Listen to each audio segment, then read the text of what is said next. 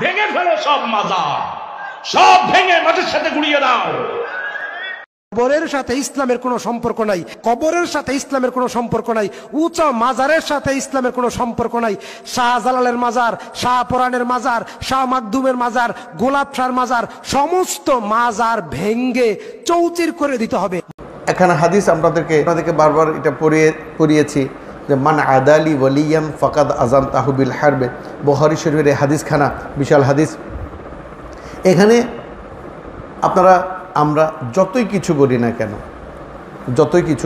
কেন, যতই আমরা মাজার ভাঙচুর করি, অগ্নিসংযোগ করি, আলহামদুলিল্লাহ তাতে আমাদের কোনো দুঃখ নেই। কারণ ওই যে আমরা একটা কালাম পড়তে জানি, কহর যদি দাওয়া মারে সহিবারে, গোলাম যদি সইতে নারী কলঙ্ক তোরে নামেতে। আমরা এটা সহ্য করার মতো ক্ষমতা আমাদের আছে, কারণ আমরা ওই ব্যক্তিদ্বয়ের, ওই ব্যক্তিগণের, ওই মহাপুরুষগণের অনুসারী, যারা আমাদেরকে মুহসিনিন হওয়ার শিক্ষা দিয়েছেন, ট্রেনিং দিয়েছেন, মুহসিনিন হওয়ার ট্রেনিং আমাদেরকে দিয়েছেন। যেহেতু তারা কিভাবে ট্রেনিং দিচ্ছেন, এটা হচ্ছে বুখারী শরীফের 6502 নম্বর হাদিসখানা, আপনারা পড়ে দেখবেন। আজকে আমরা যারা বা আপনারা যারা আল্লাহর ওলিদের মাজার ভেঙে দিচ্ছেন বা আল্লাহর ওলিদের মাজার নিয়ে কটূক্তি করছেন, আপনাদের উপর আমাদের কোনো রাগ নেই, কোনো গুসা নেই, কারণ আমরা গুসা করতে জানি। আমরা কি করতে পারি? ইন্নাল্লাহা মাআস সাবিরিন, আমরা ধৈর্য ধারণ করতে পারি। আমরা কি করতে পারি? ধৈর্য ধারণ করতে পারি। আপনাদেরকে কিছু বলার আমাদের নেই, কারণ আমাদেরকে সন্ত্রাসী কোনো কর্মকাণ্ড আমাদের পীর মাশায়েখরা শিক্ষা দেন নাই। আমরা দাড়ি আলখাল্লা জুব্বা পরে, অথবা দাড়ি নাই, আলখাল্লা নাই, জুব্বা টুপি কিছুই নাই, আমরা যদি প্রকৃত গোলামে মুস্তাফা হয়ে থাকি, প্রকৃত আশেকে রসুল হয়ে থাকি, প্রকৃত আহলে বাইতের গোলাম হয়ে থাকি, ওলি ভক্ত হয়ে থাকি, আমরা প্রকৃত হাকিকতান আহলে সুন্নাত ওয়াল জামাতের অনুসারী হয়ে থাকি, আমরা কখনো মেহরাব থেকে একজন ইমামকে নামিয়ে দিতে পারি না। এটা হচ্ছে অসুন্দরতা। আপনি যে নামাজ পড়াবেন সে হয়তো নামাজ পড়াবে, কিন্তু এখানেই তো আসল বিষয়, আপনার আকীদার উপর নামাজের কবুল আর রিজেক্ট, কবুল হওয়া আর কবুল না হওয়ার উপর নির্ভর করে। কারণ যার মধ্যে আমরা পড়েছি যে লা তাকরাবুস সালাতা ইল্লা বিহুজুরিল কলব, যার কলবের মধ্যে নবীর প্রেম নাই, তার ইবাদতগুলো আল্লাহর দরবারে কবুল হবে না। এখন কেউ যদি নবী মুস্তাফা সাল্লাল্লাহু আলাইহি ওয়াসাল্লামের শানে বেয়াদবি করার পর তিনি নামাজ পড়ান, তাহলে এমন ব্যক্তির নামাজ তো আল্লাহর দরবারে কবুল হবেই না। আহলে সুন্নাত ওয়াল জামাতের নিয়ম হচ্ছে বা আকীদা হচ্ছে যে নবী ছাড়া কোনো উপায়, নামাজ বলুন, রোজা বলুন, হজ বলুন, জাকাত বলুন, প্রত্যেকটা ক্ষেত্রে নবীর প্রেমটাকে মনের মধ্যে জাগ্রত করতে হবে। এটা হচ্ছে প্রথম আকীদা। আকীদার মধ্যে সর্বশ্রেষ্ঠ আকীদা হচ্ছে প্রতিটা মুহূর্ত আমার নবীর দরুদের উপর আমাদেরকে নির্ভর করে চলতে হবে। তাই আমরা কখনো এই ধরনের আচরণ আমরা সহ্য করছি ঠিকই, কিন্তু আমরা মোটেও এটার জন্য প্রস্তুত নই। এটা আপনারা যে অসুন্দর মনের মানুষ সেটার পরিচায়ক, ঠিক না বেঠিক? আপনারা যে অসুন্দর মনের পরিচায়ক সেটাই আপনারা প্রমাণ করে দিলেন যে আপনারা একজন আলেম যিনি নামাজ পড়াচ্ছেন এমন ব্যক্তিকে আপনারা নামিয়ে দিয়েছেন, জোরপূর্বক মসজিদে যে অসুন্দর কর্মকাণ্ড করেছেন, আল্লাহর ঘরে করেছেন। এটা আমি জানি না, হয়তো আপনারা আমার উপর রাগ করতে, আমি কারো বিরুদ্ধে বলছি না, বললাম তো আপনাদের উপর আমাদের কোনো গোসা নেই, কিন্তু এটা আমাদেরকে স্মরণ করিয়ে দিচ্ছে যেভাবে ইয়াজিদ যেভাবে মসজিদে নববীর মধ্যে ঘোড়া বেঁধেছিল, যেভাবে খানায়ে কাবায় আগুন দিয়েছিল, কারণ তারাই একমাত্র পারে যে মসজিদের মধ্যে আল্লাহর ঘরে কি করতে, আগুন লাগাইতে, তারাই পারে আল্লাহর ঘরের মধ্যে ধ্বংসস্তূপের পরিণত করতে। তাই আমরা সেদিকে যাচ্ছি না, কিন্তু আমরা জেনেছি, আমরা এমন ব্যক্তিদের অনুসরণ করি, এমন ব্যক্তিদেরকে আমরা বুকে স্থান দিয়েছি, যাদেরকে আমরা মাথার তাজ বানিয়েছি। তাদের সম্পর্কে আল্লাহ বলছেন, মান আদালি ওয়ালিয়ান ফাকাদ আযানতাহু বিল হারবে ওয়ামা তাকাররাবা ইলাইয়া আবদি বিশাইইন আহাব্বা ইলাইয়া মিম্মা আফতারাতু আলাইহি ওয়ামা ইয়াজালু আবদি ইয়াতাকাররাবু ইলাইয়া বিন নওয়াফিল ইলা আখির। অনেক লম্বা হাদিসখানা। এখানে আল্লাহ রাব্বুল ইজ্জত হাদিসে কুদসির মাধ্যমে, এটা সহিহুল বুখারীর 6502 নম্বর হাদিস, মনে থাকবে তো? 6502 নম্বর হাদিসের মধ্যে আল্লাহ রসুলের মাধ্যমে আমাদেরকে জানিয়ে দিচ্ছেন যে যারা আমার বলির সাথে দুশমনি করে, বেয়াদবি করে, যেখানে নবীর সাথে মানুষ বেয়াদবি করছে, আর সেখানে তো অলির সাথে কিছুই কোনো ব্যাপারই না, ঠিক না বাটি? এই ব্যাপারটা আমরা ছোটোকাল থেকে দেখে আসছি যে এমন কিছু একটা একটা জাতি রয়েছে যারা এই ধরনের কাজগুলো করে আসছে, যারা কিতাবের লেখনির মাধ্যমে নবীর সাথে বেয়াদবি করেছেন, বক্তব্যের মাধ্যমে বেয়াদবি করেছেন, করে আসছেন, তাদের অনুসারীদেরকে তারা সেটা শেখাচ্ছেন। কিন্তু আমরা যেটা শিখেছি সেটা হচ্ছে যে আল্লাহ বলছেন আমার কতিপয় ওলি রয়েছেন। আল্লাহ কোরআনুল মজিদের মধ্যে ঘোষণা করছেন বিসমিল্লাহির রহমানির রহিম, আলা ইন্না আউলিয়া আল্লাহি লা খাউফুন আলাইহিম ওয়ালা হুম ইয়াহজানুন, যে এখানে আমি তারা পেরেশানি হবে না, চিন্তিত হবে না সেটা বলছি না, যে এখানে তিনি আউলিয়া বলে এটা জমার সিগা ব্যবহার করেছেন। আমার কতিপয় আউলিয়া আল্লাহ রয়েছেন, যে আমার কিছু বন্ধু রয়েছেন, আমার কিছু মাহবুব বান্দা রয়েছেন, আমার কিছু পছন্দনীয় মানুষ রয়েছেন। এই কথাটা আপনি আবার মেশকাত শরীফেও পাবেন। মেশকাত শরীফের 10ম খণ্ড বা 11তম খণ্ডের মধ্যে বাবু শাম ওয়াল ইয়ামেন, বাবু শাম ওয়াল ইয়ামেনের মধ্যে আমি আপনাদেরকে এটা পড়িয়েছি, আগেও পড়িয়েছি। ওখানে আপনি পাবেন যে হযরত আলী কারামাল্লাহু ওয়াজহুকে সাহাবা ইকরাম বললেন আপনি শাম বা সিরিয়ার জন্য বদদোয়া করুন, অভিসম্পাত করুন।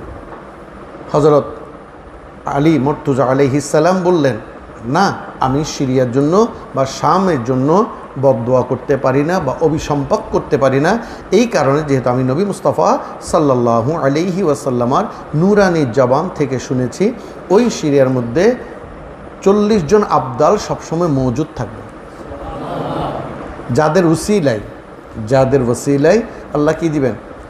রহমত, বরকত, শেফা, পাশাপাশি শস্যাদি, ফলফলাদি আমাদেরকে দান করবেন। সুবহানাল্লাহ বলবেন না?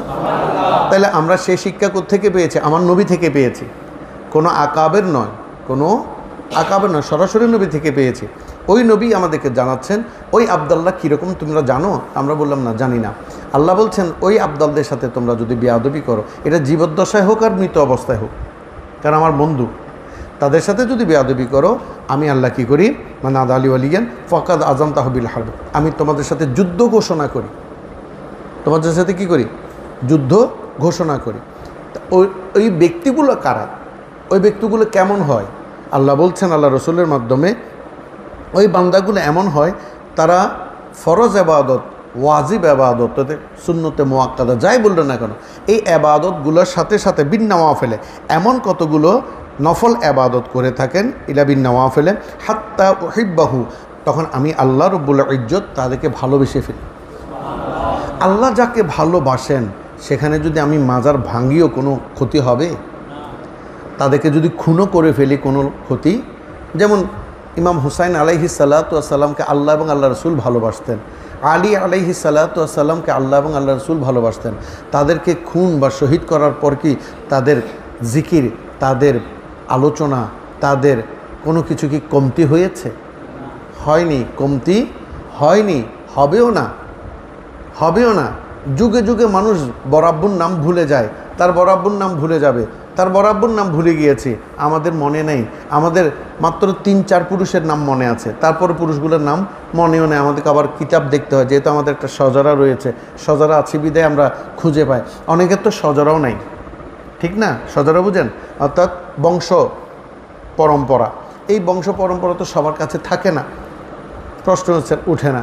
হয়তো আপনি পাবেন CS খতিয়ান পর্যন্ত, এর পরের খতিয়ান আপনি খুঁজেও পাবেন না, তো এইভাবে ভুলে যাবে। কিন্তু দেখা যায় পীর দস্তগীর মাহবুবে সুবহানি কত কত কত শত বা আমাদের সময় অতিবাহিত হয়ে গেছে, তার নাম কিন্তু আমরা ভুলি। এবার ভেঙে দেন, তার মাজার ভেঙে দিলেও কিন্তু তার নাম ভোলা যাবে না।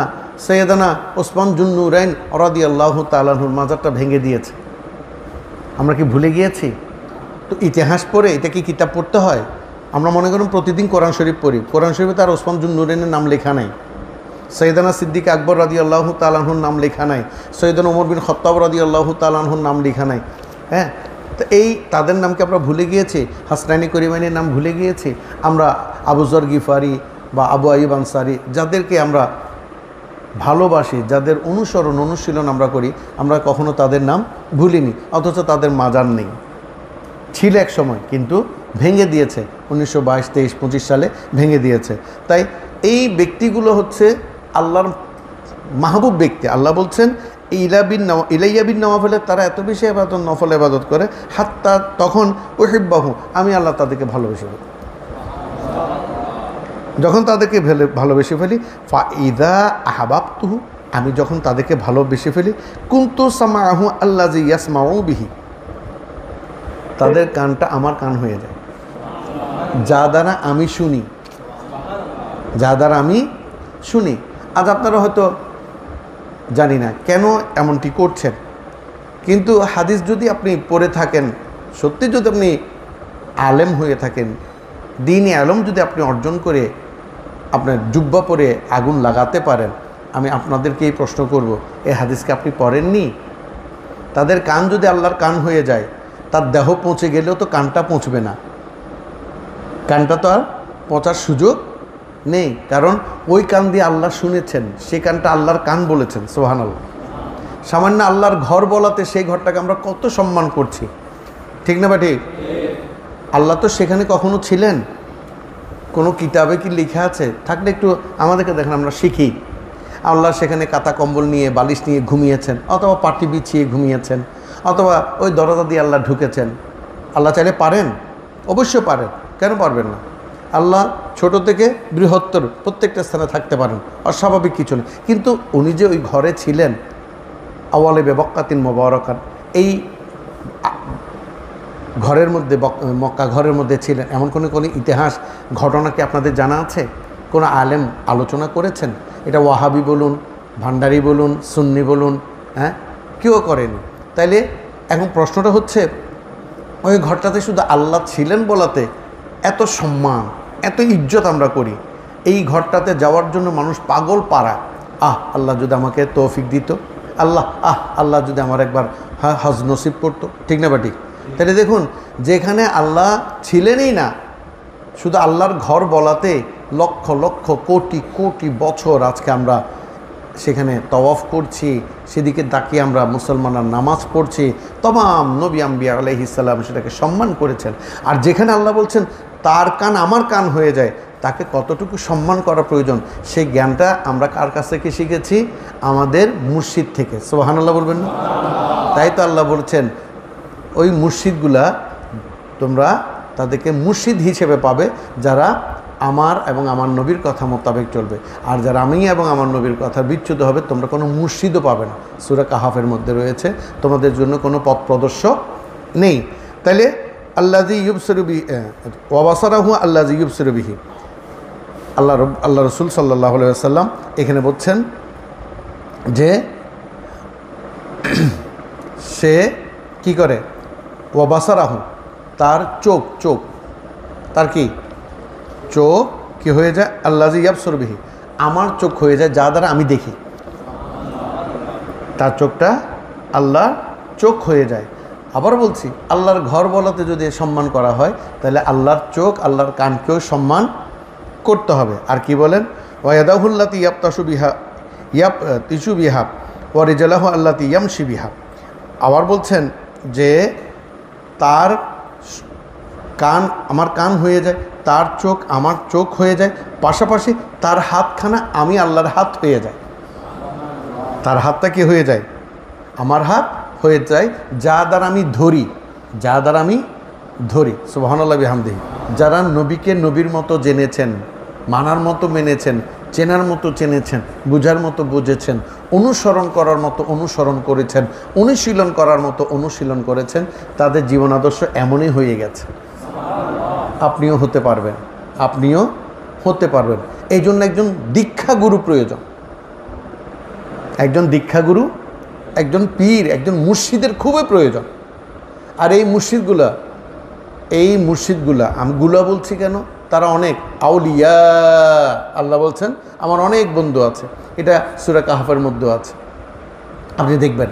তাহলে দেখা যাচ্ছে এই মসজিদগুলা আমাদেরকে সেই পথে ধাবিত করেছে, যেই পথে গেলে আমরা আল্লাহর রঙে সেবগত আল্লাহ, আল্লাহর রং আমরা চিনব, বুঝবো এবং আল্লাহর রঙে রঙ্গিলা হব।